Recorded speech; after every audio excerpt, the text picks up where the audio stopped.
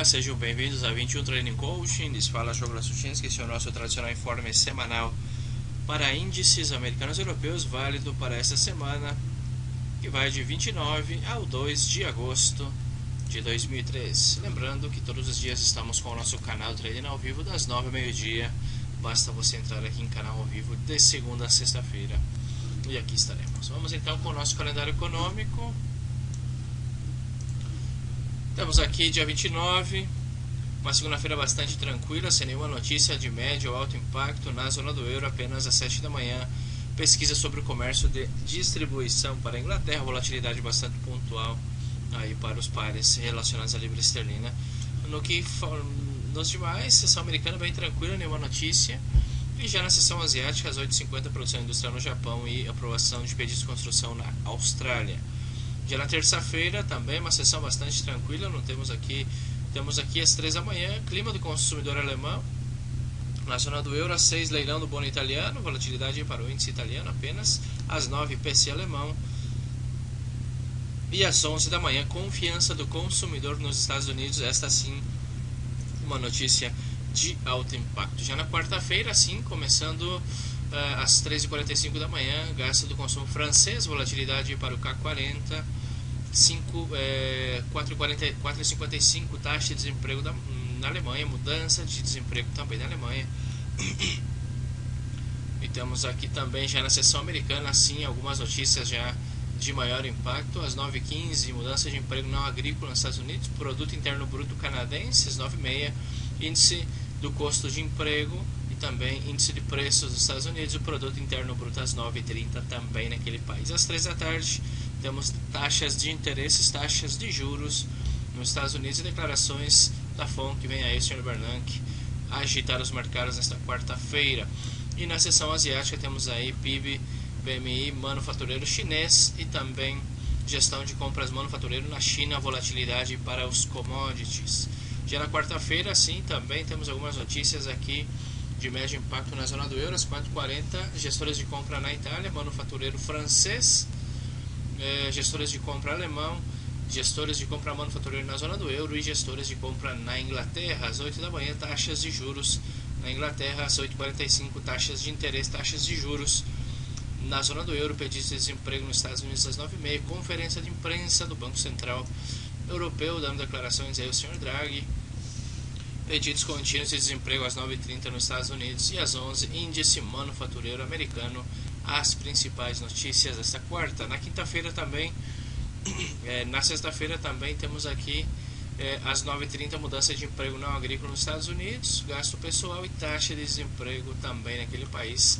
Uma quarta, quinta e sexta-feira bastante movimentada durante esta semana. Vamos então aqui com o Standard & Poor's, começando com o índice do S&P 500. Vemos que no semanal deixando aí uma cauda longa, o tal do martelo, sinal de que poderá mudar a tendência de forma parcial. Veremos se terá forças esta semana para apresentar este movimento e executar a formação em P no semanal, ou se fará algum tipo de correção ordenada para, quem sabe, formação de um pivô no semanal para seguir com a sua tendência. No diário, vemos aqui que deixando caudas longas e poderia executar o pivô de alta no diário, já que cumpre com as duas à esquerda para a formação. É um pivô em formação. Estamos esperando o desenvolvimento desse pivô para que venha visitar ou que venha testar os 1.700 pontos neste Standard & Poor's, o S&P 500. Já no Nasdaq, o Nasdaq é um pouco mais adiantado. Vemos que no semanal já está executando a P-Formation e possivelmente nessa semana venha fazer este movimento. Se romper essa resistência aqui dos 3.089, poderá sim visitar os 3.167 pontos, que são as máximas aí de 1999 neste Nasdaq. No diário já executou o pivôzinho aqui em execução, tem espaço para visitar o topo anterior aí nos 3.086 e aí logo ali os 3.165, 167 pontos será a seguinte resistência, porém tem que romper primeiro esse topo e todo topo merece um teste. Veremos se terá forças para fazer a ruptura neste Nasdaq. Inclusive em 4 horas entraria um mínimo maior, uma P-Formation, poderemos ser compradores neste índice. Já o Dow Jones Vemos que no semanal também, deixando uma cauda longa aí, tem possibilidade de estar testando essa resistência máxima do ano. Veremos se terá forças para fazer a ruptura e executar essa P-Formation no semanal, assim como o Nasdaq. Já no diário também está formado o pivô de alta. De fato, estamos esperando que venha a executar o pivô. Já cumpre com as duas à esquerda, 1, 2. Estamos esperando 1, 2 que execute o pivô de alta no diário para seguir com sua tendência principal, que é altista, este Dow Jones. Já na Europa, o DAX 30, o índice de Frankfurt na Alemanha. Vemos que no semanal tem espaço, poderia fazer esta semana um padrão de continuação altista em caso de que faça um movimento altista na semana, executaria a formação em P e voltaria a testar os 8.557 pontos, a máxima do ano. Seria um movimento bastante similar ao do Nasdaq. Já no diário, ainda que seja uma correção um pouco profunda, cumpre com as duas à esquerda, pivô em formação e poderia apresentar este movimento e voltar a testar os 8.421 pontos neste movimento. Porém, se fizer uma correção, os 8.212 será o divisor de água. Se romper aí até os 8.140, poderia ser o seguinte objetivo deste DAX 30.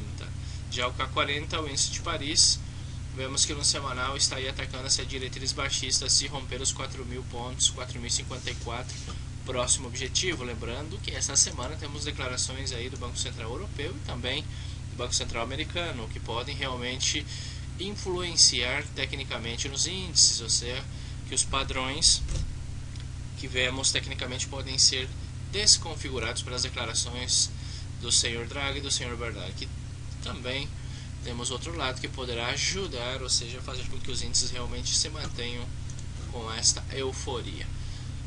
O K40, o que passa é que no diário está bastante sobrecomprado, os movimentos esticados, sobrecomprado, temos um rally aqui, seria muito interessante um pivôzinho de alta no diário para nos dar alguma oportunidade de compra. Já o FTSE, o índice de Londres, vemos que no semanal também poderia apresentar o mesmo movimento do Nasdaq, executar a formação em P-Formation e vir a visitar os 6.726. Obviamente que também poderá fazer uma correção, sendo ordenada para a formação de um pivô no semanal. Já no diário, vemos que está com esta grande consolidação, para compras esperando rupturas de resistência, para vendas esperando rupturas de suporte neste índice britânico.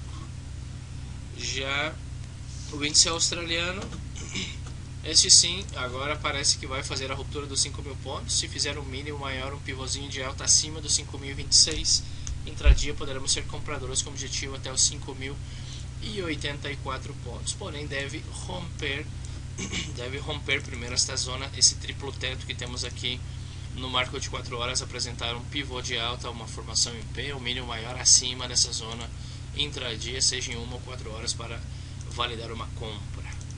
Já o Eurostock 50, vemos que no semanal rompeu a resistência, tem espaço, poderá vir a testar o topo anterior aqui, inclusive nos 2.850 pontos, já que este topo também merece ser testado. Já veremos.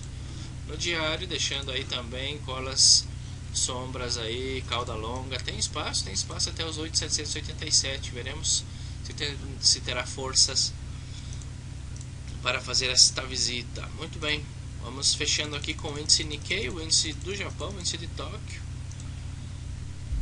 Vemos que fez uma grande correção, sabemos que é por fundamental pelo IPC de Tóquio, que saiu negativo. No diário, aí, eliminando praticamente todo esse movimento, veremos se tem espaço até os 13.605. Se fizer esta ruptura aí, poderá visitar os 12.960 e perdendo os 12.000 pontos aí, meu amigo, a média móvel de 200 poderá ser o seguinte objetivo. Eu gostaria de um pivôzinho de baixa no diário, porque em 4 horas vemos que o movimento já está bastante esticado, está na média. Porém, se fizer um repique, um pivôzinho de baixa e romper esses níveis aqui desse pivô, se poderia buscar uma operação neste sentido, assim, pivô mais agressivo, um stop loss mais agressivo aqui, um stop loss mais conservador nesse sentido, objetivo aqui embaixo em 4 horas neste índice Nikkei do Japão, porque a força vendedora é dominante. Muito bem, sou o Jonas Suchensky, acredito que os índices americanos estão muito bem configurados ao que se refere às formações técnicas. Tecnicamente está bastante interessante o Nasdaq, o Standard & Poor's, principalmente pelos pivôs tão claros que estarão formando e desenvolvendo durante esta semana no marco diário. Dos europeus, gosto bastante do DAX 30, que poderia também apresentar alguma operação por aí. Vamos acompanhar. Esse aqui só o Jogo da Suficiência. Um abraço e fiquem com Deus. Tchau, tchau.